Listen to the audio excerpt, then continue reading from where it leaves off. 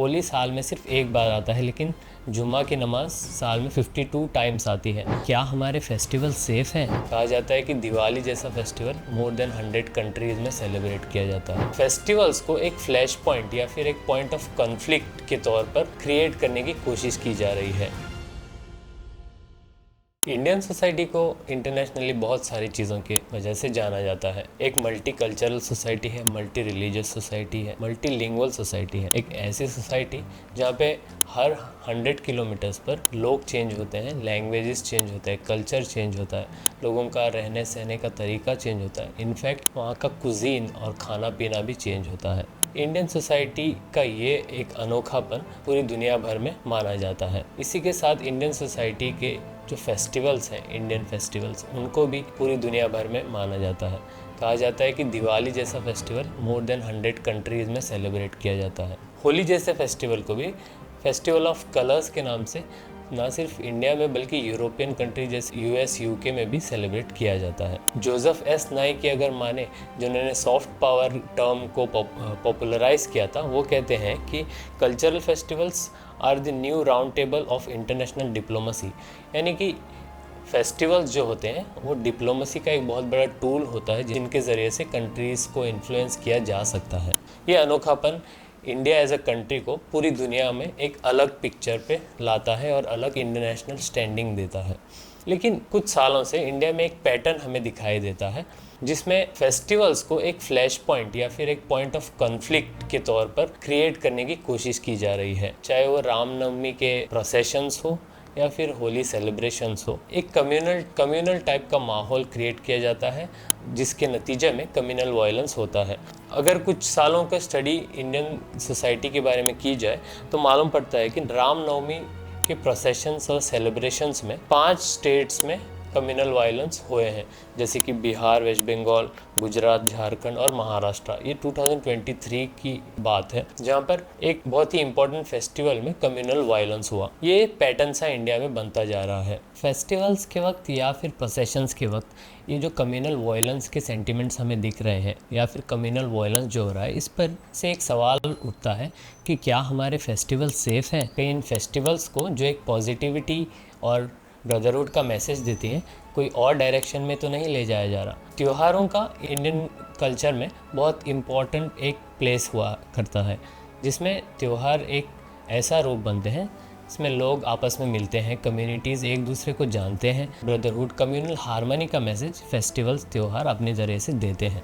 लेकिन इन त्योहारों को जानबूझकर कम्युनल फ्लैश पॉइंट बनाकर इनकी इमेज भी ख़राब की जा रही है और कम्युनिटीज़ के बीच के जो रिलेशंस हैं इनको भी इम्पैक्ट किया जा रहा है। रिसेंटली यूपी के सांभल इलाके से एक पुलिस अधिकारी का एक स्टेटमेंट जो है पूरी न्यूज़ इंडिया में बन चुका है। होली फेस्टिवल के मौके पर उन्होंने कहा कि होली साल में सिर्फ एक बार आता है, लेकिन जुम्मा की नमाज साल में 52 टाइम्स आती है।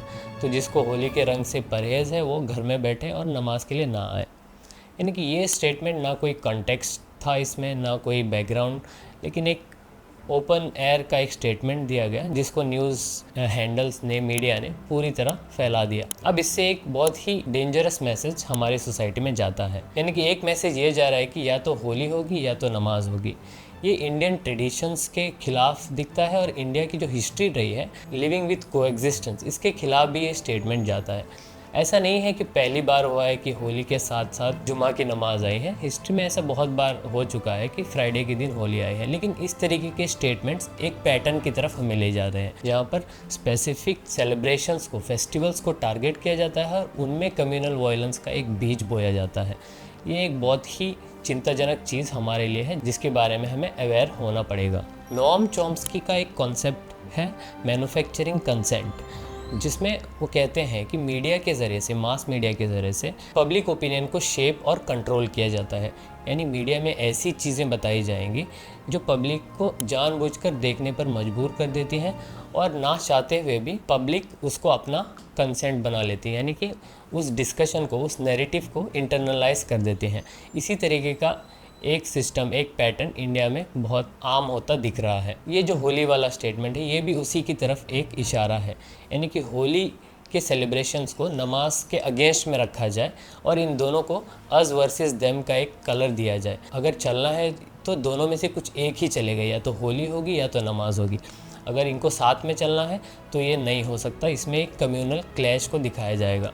तो इस तरीके की जो चीज़ें हमारी इंडियन सोसाइटी को, हमारे कल्चर को, हमारी इंटरनेशनल स्टैंडिंग को बहुत बड़ा ठेस पहुंचाती है और हमारी इंटरनेशनल स्टैंडिंग को लोअर भी करती है। जोसेफ एस नाई का जो कॉन्सेप्ट सॉफ्ट पावर वाला है, उसमें जो कल्चरल डिप्लोमेसी की बात की गई, यानी कल्चर के ज़रिए से इम्पैक्ट पैदा करना, और जो इंडियन कल्चर, इंडियन फेस्टिवल्स का रीच ऑलरेडी इंटरनेशनल लेवल पर है, ऐसे इंसिडेंट से वो रीच भी कम होता है। इंटरनेशनल कम्युनिटी इन चीज़ों को देखती है, इन पर स्टडी भी करती है, इन चीज़ों को देखते हुए एज अ सोसाइटी इंडिया को जज करती है। ये एक इंडियंस के लिए एक संबल इलाके में हुआ एक स्टेटमेंट है, लेकिन इंटरनेशनल कम्युनिटी जब इस चीज़ को देखती है तो इंडिया के कॉन्टेक्स्ट में देखती है, यानी इंडिया एज अ कंट्री में ऐसी चीज़ें बोली जा रही है और ऐसे कम्युनल वायलेंस भड़काने की कोशिश की जा रही है। तो ये हमारे इंटरनेशनल स्टैंडिंग के लिए बहुत ही बुरी चीज़ है। इंडिया में दो तरीके की मेजॉरिटी माइनॉरिटी कॉम्प्लेक्सेस देखी जाती हैं।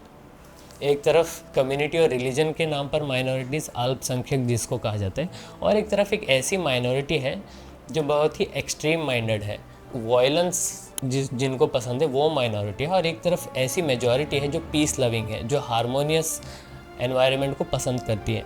तो ये जो एक्सट्रीम लविंग माइनॉरिटी है, ये अपना एजेंडा, अपना नैरेटिव मीडिया के ज़रिए से फैलाती है, और जो पीस लविंग मेजॉरिटी है इन पर हावी होने की कोशिश कर रही है।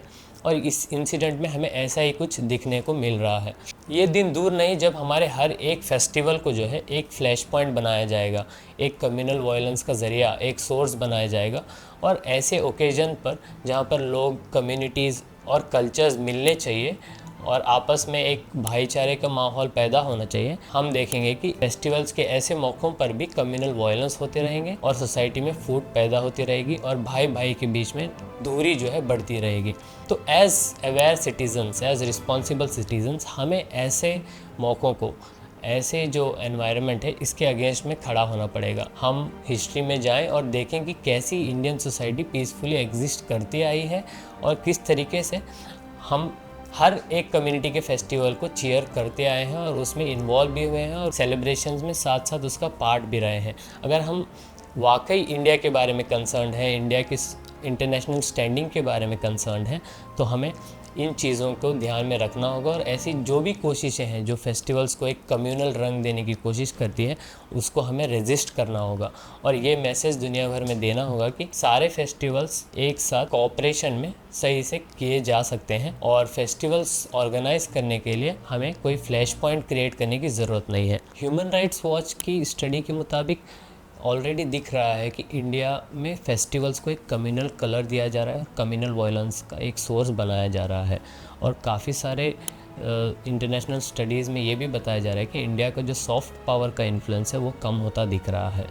तो ये सारी चीज़ें जो डोमेस्टिकली कम्युनल वायलेंस क्रिएट करने के लिए की जाती हैं, वो इंटरनेशनली हमारे देश की छवि को बहुत बड़ा ठेस पहुंचाती है।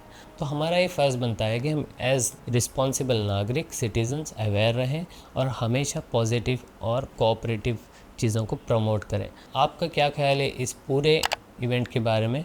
आप कमेंट सेक्शन में बताएं। अगर आपको ये वीडियो पसंद आती है तो वीडियो को लाइक और शेयर करें और इस चैनल को सब्सक्राइब करें। सी यू लेटर।